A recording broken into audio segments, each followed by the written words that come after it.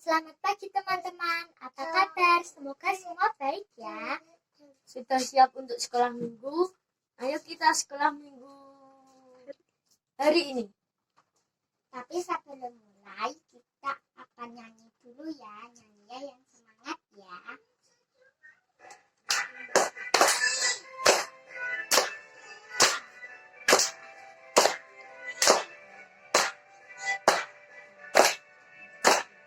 Apa kabar?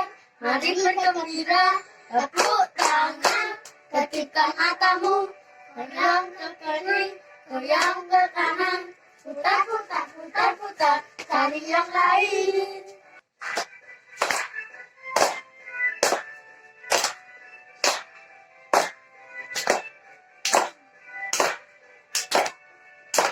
Apa kabar? Mari bergembira, tepuk tangan, kedipkan matamu, goyang ke kiri, goyang ke kanan, putar, putar, putar, putar, cari yang lain. Terima kasih untuk Eci, Yuta, dan Sela yang sudah menyambut dan memimpin pujian pagi ini. Sekarang kita mau mulai sekolah minggu di hari Minggu tanggal 7 November ini. Tapi sebelumnya Mbak Nia mau ajak untuk lihat kembali pelajaran minggu lalu. Masih ingat pelajarannya tentang apa? Yang ngajar siapa? Siapa yang masih ingat? Oke, jadi pelajaran minggu lalu kita belajar tentang bagaimana Roh Kudus memimpin kita untuk bersaksi. Jadi ceritanya itu di minggu kemarin adalah pada hari Pentakosta, Roh Kudus turun atas murid-murid Tuhan Yesus. Lalu di sana terjadi peristiwa alam, yaitu ada angin dan ada lidah-lidah api. Lalu setelah itu murid-muridnya Tuhan Yesus jadi bisa berbicara dalam banyak bahasa. Nah, setelah Roh Kudus datang atas murid-murid Tuhan Yesus ini, mereka jadi memiliki keberanian untuk bersaksi. Nah, nyambung dari pelajaran selanjutnya, hari ini kita mau belajar tentang menjadi murid yang siap diutus. Apakah adik-adik siap menjadi murid-murid yang diutus? Mbak Nia yakin semuanya pasti siap, tapi hari ini kita mau belajar dulu. Kita lihat di Alkitab kita dalam Lukas pasal 10 ayat 1 sampai 12. Nanti kita akan baca sambil kita belajar.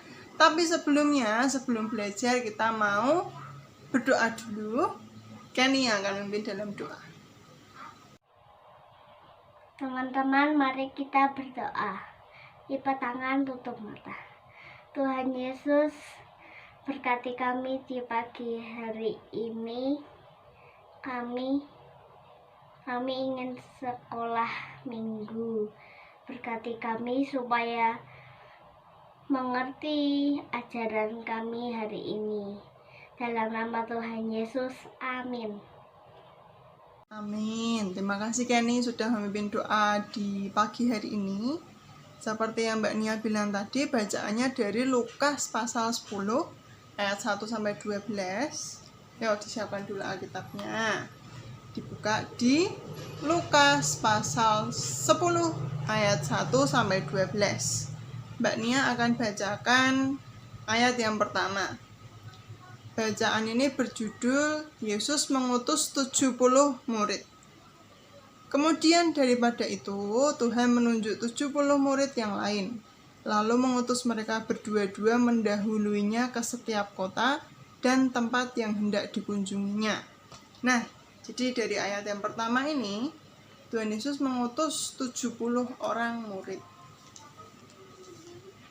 Diutusnya itu untuk mengabarkan Injil ke wilayah Galilea dan Yudea.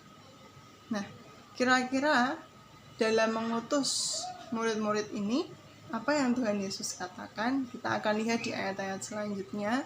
Nanti Mbak Nia akan bacakan, bukan Mbak Nia, adik-adik semua akan membacakan tiap bagian. Dan di sini Mbak Nia mau pura-pura jadi salah satu dari 70 orang itu supaya adik-adik bisa punya gambaran. Oh, keadaannya waktu itu seperti ini ya. Nanti adik-adik membacakan, Mbak Nia yang akan jadi salah satu dari 70 murid Tuhan Yesus. Lukas pasal 10 ayat 2-3 katanya kepada mereka, tuaian memang banyak, tetapi pekerja sedikit. Karena itu mintalah kepada Tuhan yang mempunyai tuaian supaya ia mengirimkan pekerja-pekerja untuk tuaian itu. Pergilah, sesungguhnya aku mengutus kamu seperti anak domba ke tengah-tengah serigala. Wah, Tuhan memintaku untuk pergi memberitakan Injil. Baiklah Tuhan, aku akan pergi memberitakan Injil itu. Sepertinya aku akan pergi untuk waktu yang lama. Mungkin aku harus menyiapkan banyak bekal ini. Sebaiknya aku bawa makanan dan juga baju-baju. Lukas 10 ayat 4-6. Janganlah membawa pundi-pundi atau bekal atau kasut, dan janganlah memberi salam kepada siapapun selama dalam perjalanan. Kalau kamu mau masuki suatu rumah, katakan lebih dahulu, damai sejahtera bagi rumah ini. Dan jikalau di situ ada orang yang layak menerima damai sejahtera, maka salammu itu akan tinggal atasnya. Tetapi jika tidak, salammu itu kembali kepadamu. Oh, ternyata aku tidak boleh bawa apa-apa. Aku tidak boleh bawa makanan, nggak boleh bawa baju, bahkan kasut pun harus kutinggalkan. Baiklah, kalau begitu aku akan pergi sekarang, dan aku tidak akan lupa untuk menyampaikan damai sejahtera pada setiap rumah yang aku datangi. Damai sejahtera bagi rumah ini.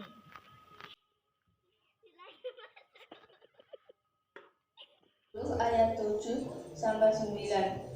Tinggallah dalam rumah itu, makan dan minumlah apa yang diberikan orang padamu, sebab orang pekerja patut mendapat upahnya.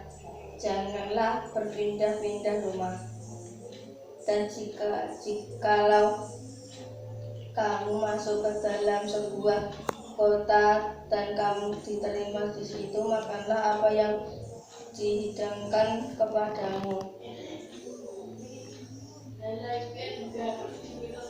dan sembuhkanlah orang yang sakit yang ada di situ, dan katalah kepada mereka, kerajaan Allah sudah dekat padamu. Silahkan dimakan. Terima kasih.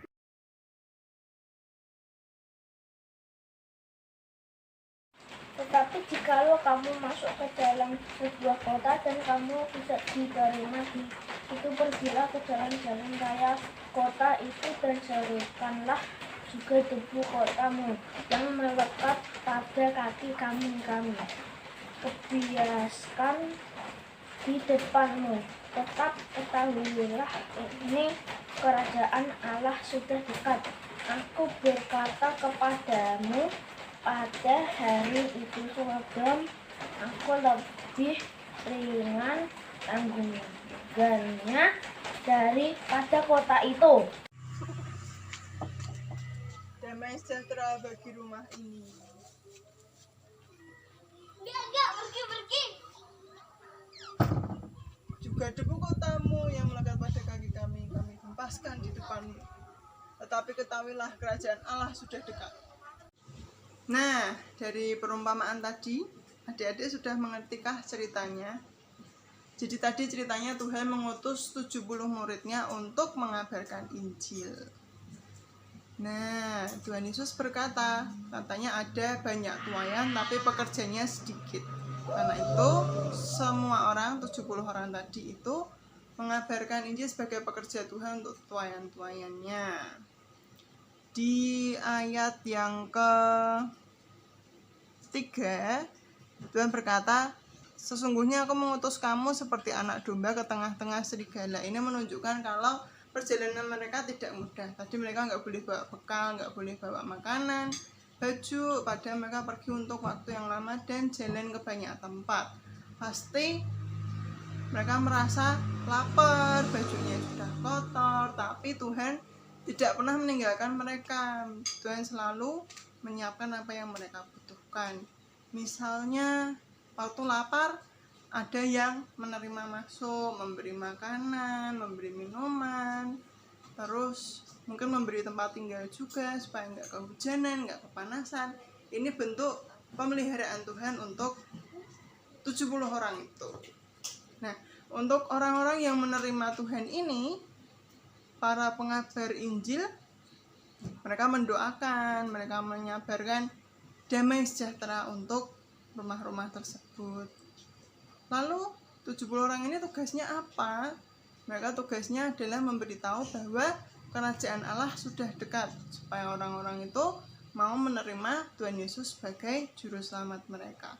Kira-kira ada nggak orang yang tidak menerima kehadiran mereka?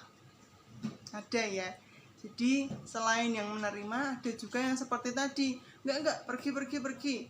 Itu juga ada. Dan untuk orang-orang yang seperti itu, di ayat yang ke-11 dikatakan, juga debu kotamu yang melekat pada kaki kami kebaskan di depanmu. Tetapi ketahuilah ini, kerajaan Allah sudah dekat. Jadi Injil tetap diberitakan walaupun mereka ditolak. Tetapi orang-orang ini seperti nggak mau berurusan lagi, jadi semua dikebaskan di hadapan mereka, lalu mereka juga pergi seperti itu.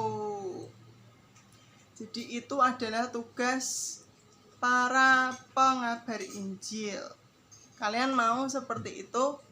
Jangan berpikir karena adik-adik masih kecil jadi nggak bisa mengabarkan tentang Tuhan Yesus. Adik-adik juga bisa. Caranya dengan yang sederhana, misalnya menceritakan tentang kebaikan Tuhan Yesus ke teman-teman kalian dengan cara mendoakan, terus memberitahu teman-teman kalau Tuhan Yesus sudah menyelamatkan kita, jadi kita harus hidup menyenangkan hati Tuhan.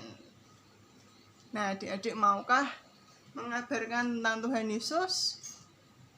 Kalau mau, bisa mulai dengan ini, mengajak teman-temannya ikut sekolah minggu, terus mendoakan. Ini juga salah satu hal yang masuk ke poin keaktifan ya, yaitu mendoakan teman-teman. Jadi minggu depan kalau bisa adik-adik memberi nama. Ini Mbak temanku yang mau tak doakan. Namanya misalnya Selin sama Arsen. Nah, nanti sepanjang minggu sampai bulan Desember nanti adik-adik bisa mendoakan setiap hari supaya mereka sehat, supaya mereka mau semakin dekat sama Tuhan Yesus. Lalu setelah itu nanti Desember kalau waktu ada acara Natal bisa diajak kepada teman-temannya, juga diberitahu Tuhan Yesus itu baik, Tuhan Yesus itu memberkati aku, memberikan kesehatan dan lain sebagainya. Untuk tugas sekolah minggu hari ini, isi Google Form ini ya teman-teman. Nanti linknya akan dibagi Mbak Nia melalui WA Group. Dan jangan lupa hafalkan ayat hafalan, direkam lalu dikirim ke WA Group. Ya, itu tugas untuk besok minggu depan. Seperti sudah disampaikan oleh Filia tadi, ada Google Form itu harus diisi, terus ada ayat hafalan. Ayat hafalannya apa? Akan dibacakan oleh Nadia. Dan Injil Kerajaan ini akan diberitakan ke seluruh dunia menjadi kesaksian bagi semua bangsa. Matius 24 ayat 14a. Nah, sekarang untuk menutup sekolah minggu di pagi ini kita mau tutup dengan sebuah pujian yang akan dipimpin oleh Fafa. Tanganku kerja buat Tuhan, mulutku puji namanya, kakiku berjalan cari jiwa, upahku besar di surga. Tanganku kerja buat Tuhan, mulutku puji namanya, kakiku berjalan cari jiwa, upahku besar di surga. Ya, sekolah minggu kita sudah selesai. Nanti V akan menutup dalam doa. Jangan lupa memberikan persembahan, bisa dimasukkan ke botol yang sudah disiapkan di rumah masing-masing dan nanti bisa dibawa ke gereja. Terima kasih Tuhan Yesus karena Engkau telah memberkati kami dalam sekolah minggu ini, dan sekarang kami mau mengakhirinya, dan berkatilah guru-guru kami yang mengajar, dan berkatilah teman-teman kami, kiranya Engkau memberi kesehatan ya Tuhan. Haleluya, amin. Oke teman-teman, sekolah minggu kita sudah selesai. Sampai jumpa minggu depan ya. Sehat selalu. Tuhan Yesus memberkati. Dadah.